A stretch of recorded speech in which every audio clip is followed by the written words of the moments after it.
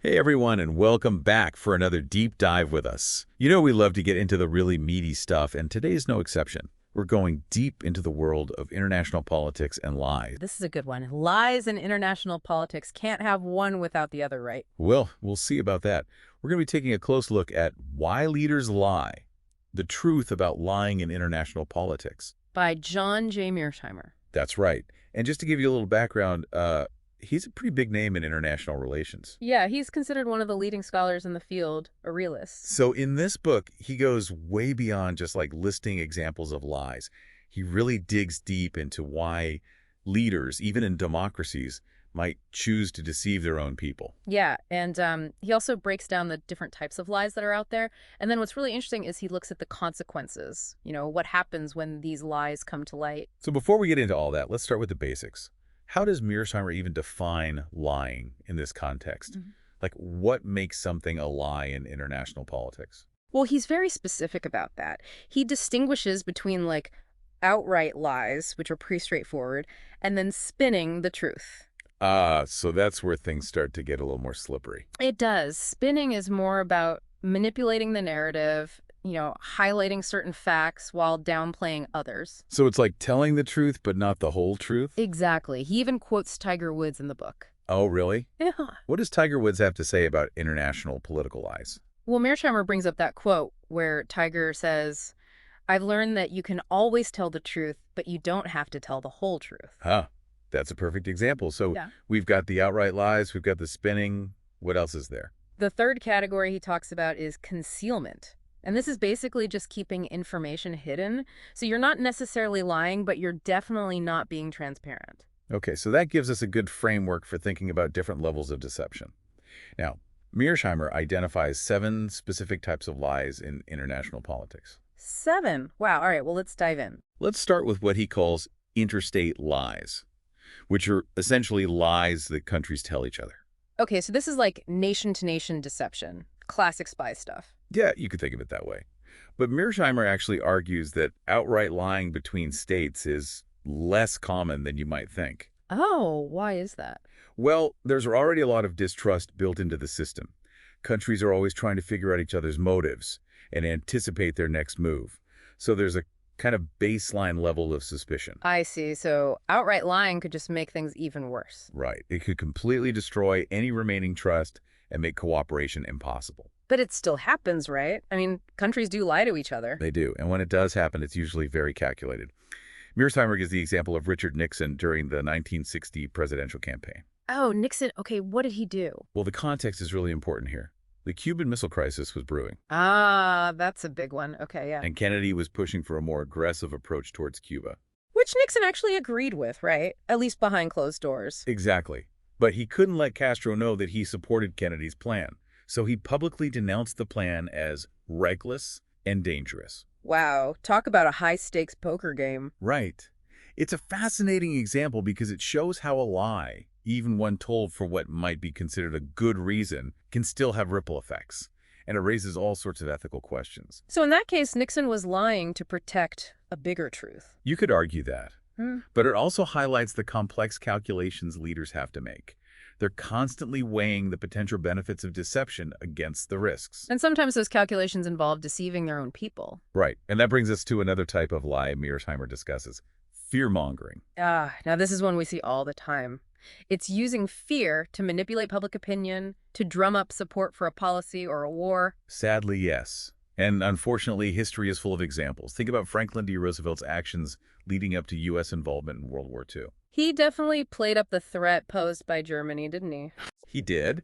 And the USS Greer incident is a perfect example. Refresh my memory. What happened with the USS Greer? So in 1941, a U.S. destroyer, the Greer, had a brief encounter with a German submarine in the Atlantic. It was a minor incident. No shots were even fired. Okay, so not a huge deal in the grand scheme of things. Not really. But Roosevelt used this incident to portray Germany as an aggressor that was deliberately targeting American ships. Yeah. He made it sound like a much bigger deal than it actually was. To stir up public outrage and justify getting involved in the war. Exactly. It worked. Public opinion shifted, and it gave Roosevelt the leverage he needed to push for greater U.S. involvement in the war. And you could argue that, in the end, the U.S. joining the war was the right thing to do, but it raises questions about the means. He does. It Yeah. makes you wonder, even if the outcome was ultimately positive, is it ever okay to manipulate public opinion through fear and exaggeration? Especially in a democracy where, ideally, the public should be making informed decisions based on facts, not fear. Exactly. And it's not just a historical issue, right? We see fear-mongering happening all the time in contemporary politics. Oh, absolutely. It's a tactic that transcends time and political ideology. It's a powerful tool for shaping public perception and rallying support, but it can also be incredibly dangerous. Because it plays on people's emotions and it can be used to justify all sorts of policies that might not be in the public's best interest. It's something we all need to be aware of as citizens so we can critically evaluate the information we're given and demand more transparency from our leaders. Okay, so we've talked about interstate lies and fear-mongering. What's next on Mearsheimer's list of international lies? Well, the next type of lie he discusses is strategic cover-ups. Strategic cover-ups, huh? Okay, what are those all about? These are lies that are used to conceal policy failures or controversial actions. Basically, it's damage control. So like trying to sweep things under the rug and make sure no one finds out about the mistakes that were made? Yeah, and this can happen on both the domestic and international level. A really striking example that Mearsheimer gives is Israel's handling of the Kibbutz massacre in 1953. Okay, the Kibbutz massacre, I'm not familiar with that. What happened? So Israeli commandos went into a Jordanian village and killed dozens of civilians. Oh, wow, that's awful. It was a horrific event. And initially, the Israeli government tried to cover it up. They blamed it on a Jordanian unit and created a false narrative to deflect international criticism. So a strategic cover-up to protect their image on the world stage. Exactly. And it shows how powerful the instinct for self-preservation can be, even when it means obscuring the truth about a terrible tragedy. It makes you think about how often this kind of thing might happen. I mean, governments have a strong incentive to protect themselves from embarrassment and scrutiny. That's right. And Mearsheimer points out that sometimes strategic cover-ups can stem from what some might consider a noble lie. He uses the example of the Kennedy administration during the Cuban Missile Crisis. Okay, yeah. Remember how Kennedy publicly denied that there was any agreement to remove U.S. missiles from Turkey as part of the deal to get the Soviets to remove their missiles from Cuba? Right, he made it seem like the U.S. was making all the concessions. Exactly. But in reality, behind the scenes, there was a deal in place.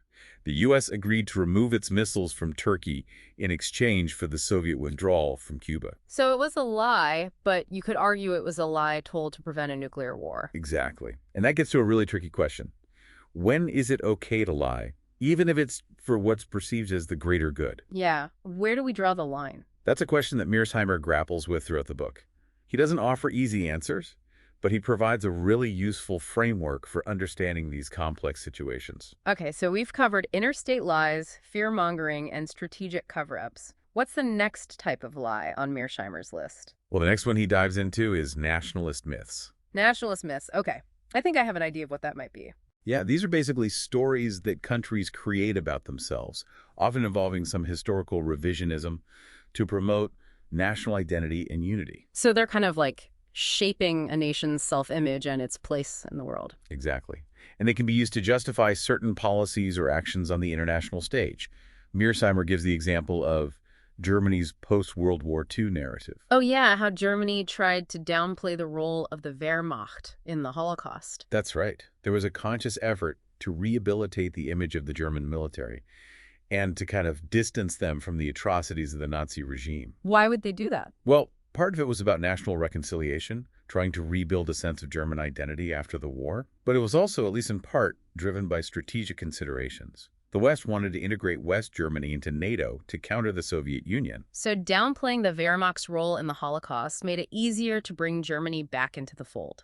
Exactly. It's a complicated issue, and there were certainly legitimate reasons for wanting to reintegrate Germany into the West.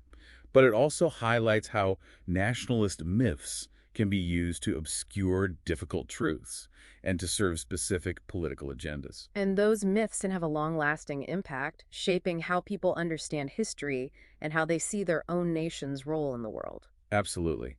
And Mearsheimer also points to the competing narratives surrounding the Israeli-Palestinian conflict as another example of nationalist myths at play. Okay, that's a really interesting one. So many different narratives and perspectives. Exactly.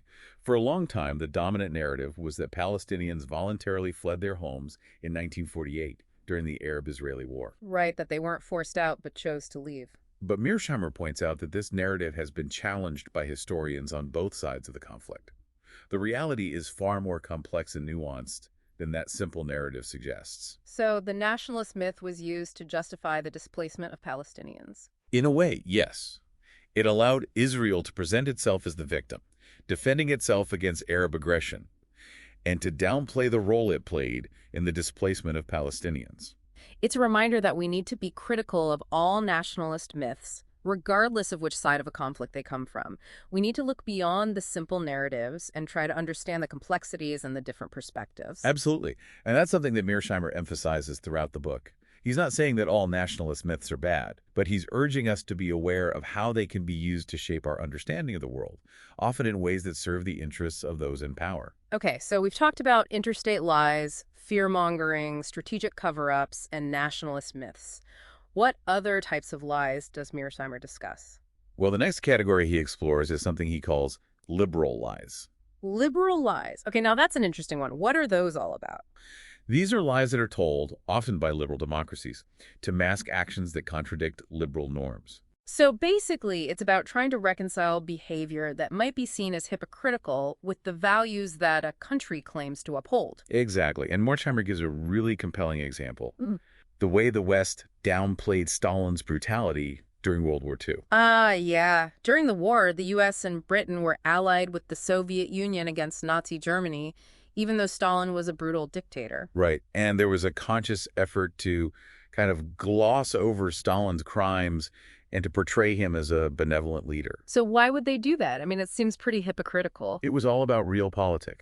The priority was defeating Hitler, and that meant maintaining the alliance with Stalin, even if it meant overlooking his horrific human rights record. Okay, so as a strategic decision, they saw Stalin as a necessary evil. You could put it that way.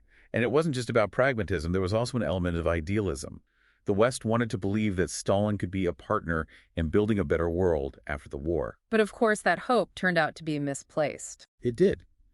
And this example highlights a key point that Mearsheimer makes. Liberal lies often involve a tension between ideals and reality. So it's about the gap between the values that countries espouse and the actions they actually take on the world stage. Exactly. And Mearsheimer provides another really interesting example. The British government's portrayal of its bombing campaign against Germany during World War II. Oh, right. I've read about this. The bombing of Dresden was particularly controversial. It was. And the British government initially downplayed the extent of the civilian casualties. They emphasized the military targets and presented the bombings as a necessary evil to defeat the Nazis. But the reality was that thousands of civilians were killed in these bombings. That's right. And this example shows how even democracies, countries that pride themselves on upholding human rights and the rule of law, can sometimes resort to deception to justify actions that might be considered morally questionable. And it also highlights how wartime propaganda can be used to manipulate public opinion and to create a narrative that supports the war effort.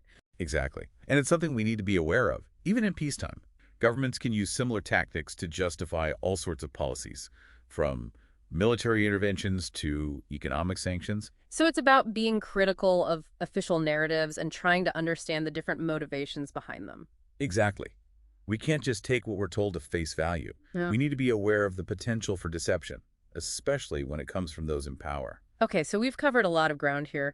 We've talked about 5 different types of international lies: interstate lies, fear-mongering, strategic cover-ups, nationalist myths, and liberal lies. And we've seen how these lies can be used to achieve a variety of objectives, from winning elections to justifying wars to protecting national interest. But as we've discussed, there are also risks involved.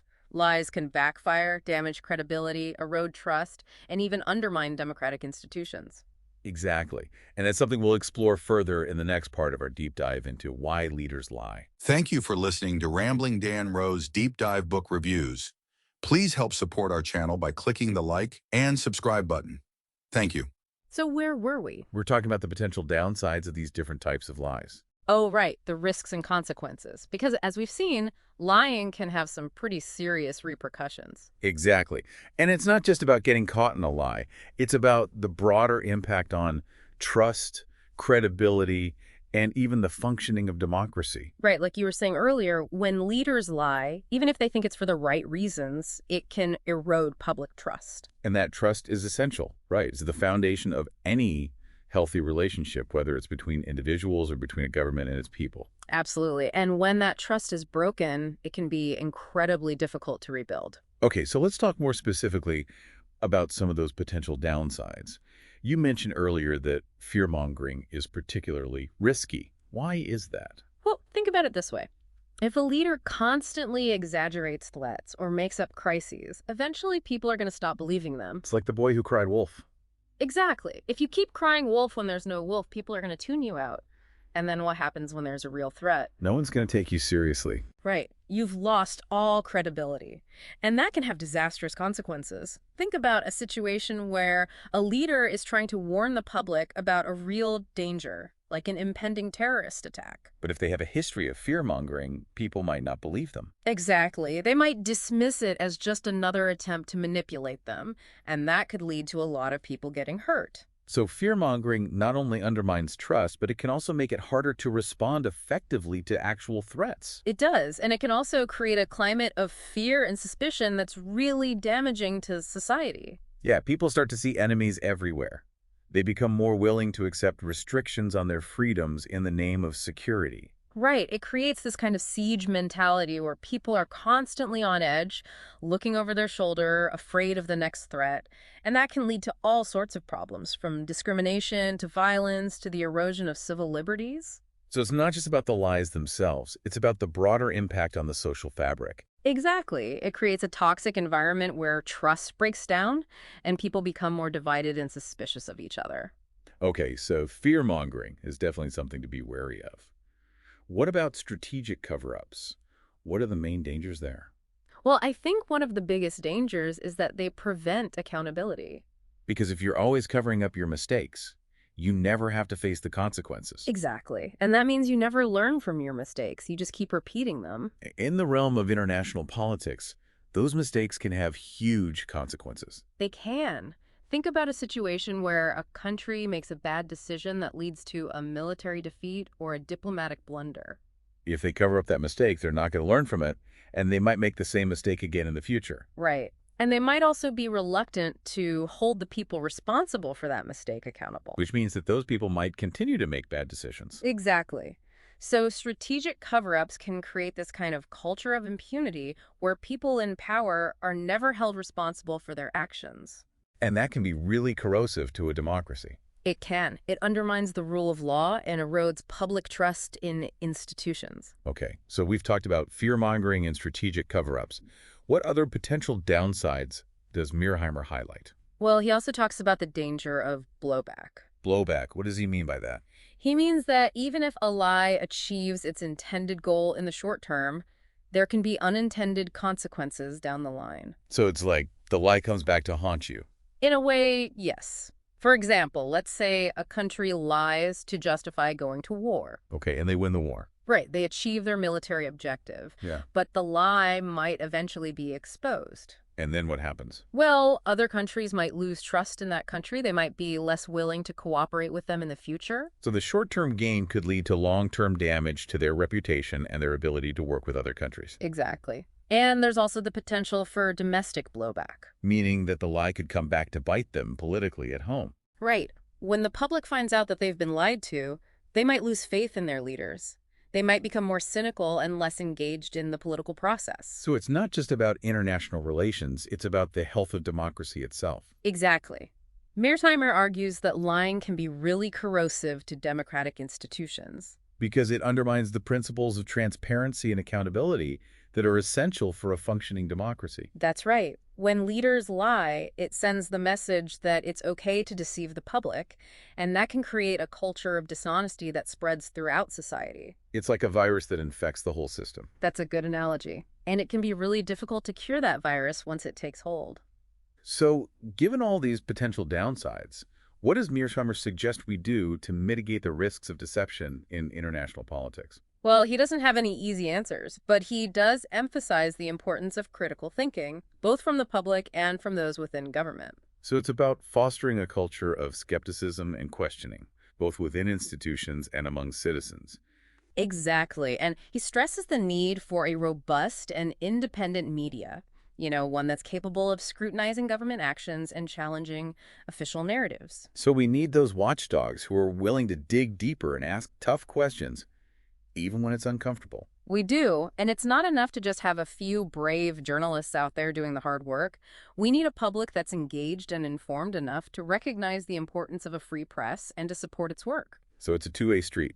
Journalists need to be fearless in their pursuit of the truth, and citizens need to be discerning consumers of information and active defenders of a free press. Absolutely. We all have a role to play in holding power accountable. Now, Mearsheimer also calls for greater transparency within government itself. Right. He argues that a culture of secrecy and deception can breed corruption and undermine the very foundations of democracy. It's about making those in power more accountable to the people they're supposed to be serving. It is. It's about creating systems that encourage whistleblowing and protect those who expose wrongdoing. And it's about fostering a culture where truth-telling is valued and rewarded even when it's uncomfortable. So it's about changing the incentives, Yeah. right? Making it more risky to lie and more rewarding to tell the truth. That's exactly right. And it's not going to be easy. There are a lot of powerful forces that benefit from the status quo. But Mearsheimer seems to believe that it's possible to create a more transparent and accountable system. He does. He argues that it requires a multifaceted approach. It's not just about individual citizens being more critical and informed. It's also about having the right institutions and structures in place. Okay, so what are some of those structures that can help safeguard against deception in international politics? Well, one crucial safeguard, according to Mearsheimer, is a robust system of checks and balances. So that's the classic separation of powers idea, right? Where different branches of government have the ability to limit each other's power. Exactly. Mearsheimer argues that a system where the executive branch is held accountable by a strong legislature and judiciary is less prone to deception. If leaders know their actions will be scrutinized and potentially challenged, they're less likely to engage in risky or dishonest behavior. It's like having multiple layers of oversight to ensure that no one gets away with abusing their power. Right. It's about creating a system where power is distributed and where there are mechanisms in place to hold those in power accountable. And of course, it's not just about formal institutions. Mearsheimer also emphasizes the role of an informed and engaged citizenry. Because even with the best institutions in place, if the public is apathetic or easily manipulated, those institutions won't be very effective. That's right. A citizenry that's politically aware, critical of information, and willing to challenge those in power is essential for preventing the abuse of power, including the power to deceive. It's like having a whole society of watchdogs, constantly scrutinizing the actions of those in authority. I love that image. It really captures the spirit of what Mearsheimer is advocating for. And it highlights a point that he makes implicitly throughout the book, the importance of education. And when you say education, you're not just talking about traditional schooling, right? No, I'm talking about something much broader. I'm talking about fostering critical thinking skills, media literacy, and an understanding of history and political systems. It's about equipping citizens with the tools they need to discern truth from falsehood, to recognize propaganda and manipulation, and to engage in meaningful political discourse. So it's about empowering individuals to be informed and discerning participants in the democratic process, rather than passive consumers of whatever narrative is being spun. Exactly. And it's a lifelong process, not something that ends with a high school diploma or a college degree. In an age of information overload and increasingly sophisticated propaganda techniques, the need for critical thinking skills has never been greater. It's like we need to constantly be updating our mental software to keep up with the evolving landscape of information and misinformation. That's a great analogy. And it brings us back to a point we touched on earlier, Mearsheimer's concerns about the erosion of trust in democratic societies. If lying becomes normalized, if truth becomes relative, how can a democracy function effectively? Yeah, it's a fundamental question. Democracy relies on a shared belief in certain principles, including honesty, transparency, and accountability. Yeah. When those principles are violated repeatedly, the whole system starts to break down. It does. And Mearsheimer doesn't shy away from these difficult questions. He lays out the potential consequences of unchecked deception in stark terms, urging us to confront the dangers and take action to protect the integrity of our democratic institutions. So in a way, Why Leaders Lie is a call to action. It is. It's a reminder that we can't just sit back and hope for the best. We have to actively engage in the process, demand better from our leaders, and hold them accountable for their actions. Okay, so that's the big picture stuff. But what about on a more individual level? What can we as individuals do to combat this? It can feel pretty overwhelming when you think about the scale of deception in international politics. Where do we even begin? That's a great question, and it's one that a lot of people are probably asking themselves. I think Mearsheimer would say that awareness is the first step, recognizing that lying is a tool that leaders use, understanding the motivations behind those lies, and being critical of the information we're being fed. Okay, so step one, don't be naive. Don't assume that everything you're told, especially by those in power, is the whole truth. Question everything. Exactly. Develop a healthy skepticism, especially when it comes to information that confirms your existing biases or supports a narrative that benefits those in power. And then, of course, there's the importance of staying informed. Right. Educate yourself. Read widely from diverse sources. Seek out different perspectives, even those you might disagree with. That's key. It's about developing a nuanced understanding of complex issues, rather than relying on simplistic sound bites or partisan talking points. And don't underestimate the power of conversation. Right. Talk to people who hold different views. Yeah. Engage in respectful debate.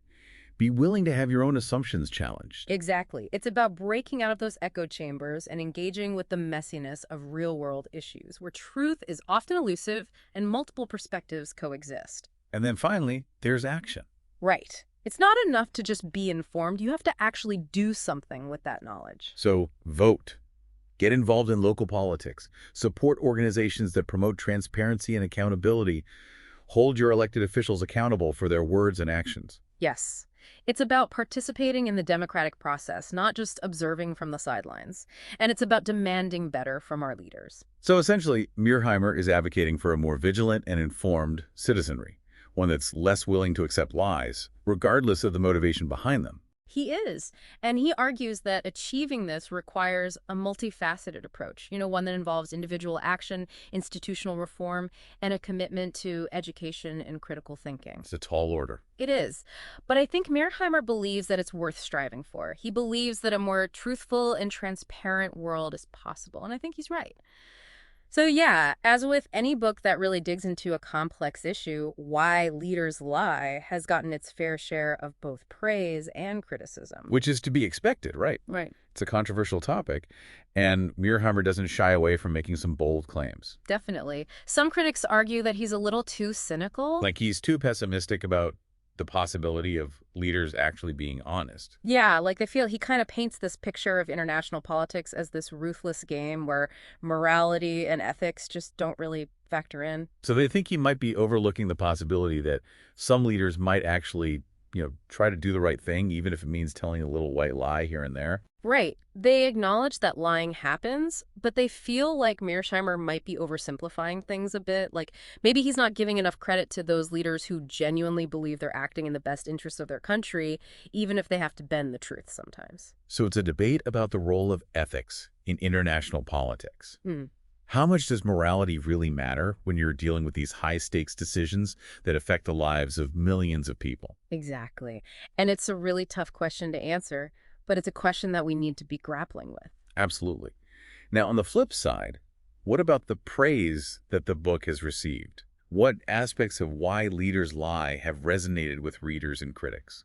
Well, a lot of reviewers have praised Mearsheimer for his writing style, how clear and direct he is. He's not afraid to tackle controversial topics head on, and he doesn't get bogged down in jargon or academic language. So it's a book that's accessible to a wide audience, not just academics and policymakers. Right, and I think people appreciate that he's willing to challenge conventional wisdom, to kind of shake things up and make us rethink our assumptions about how the world works.